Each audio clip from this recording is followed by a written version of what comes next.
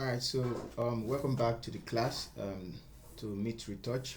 Today we'll be talking about color correction. So these are the steps you need to do before frequency separation, and it's very, very important. You don't just go ahead and start doing frequency separation on any photo, although there are some images that are already good to go for frequency separation, but there are some pre and post step frequency separation technique you need to do. So I'm going to show you one of the ways I do color correction. There are so many ways to do color correction.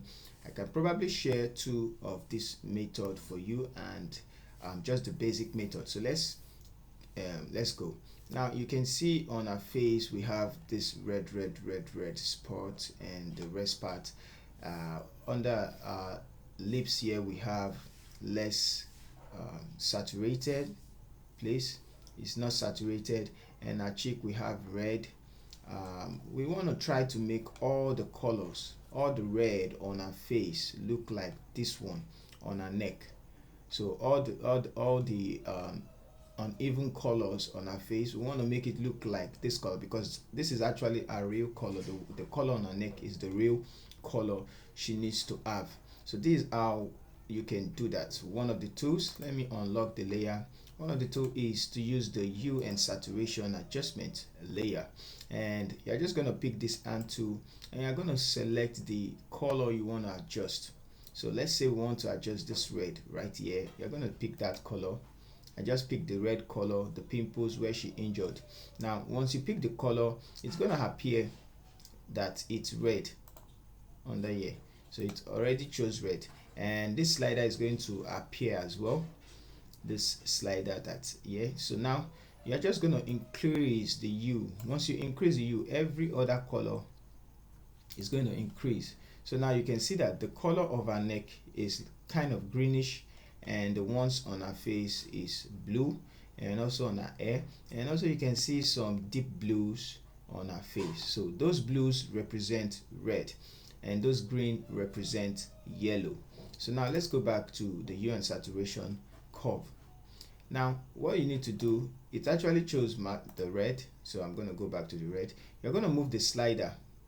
In case you close it and you want to locate the place back, just click. It's going to open this one, and then click on the drop down, because it chose the first color it chose was red, so you're just going to click on red. And if it chose yellow, you go to the yellows. Okay, so now we left it at 180. So we're going to move this slider till we select that red color that is actually making the skin tones uneven. So I'm just going to take it towards the right, and we're going to have those places selected. So let's either you go like this, but you see you need to select the colors. I'm moving it until I get the reds only. How do I know I've selected the reds only? You won't see any red again. Okay, something like this. So I've selected the reds in the image. Now I'm going to make this 0, which is the hue, and if I take it towards the right, it's going to add yellow. If I take it towards the left, it's going to add red. So we need to add yellow, so we're going to take it towards the right, not too much, kind of 30 should be fine. And there we go. So I'm going to do the before and after, so you can see before and after, and all those red are now like the skin. You can see the skin tones are not even with that of the neck. The neck and the body have the same tone. You can grab your brush tool and erase it from the lips.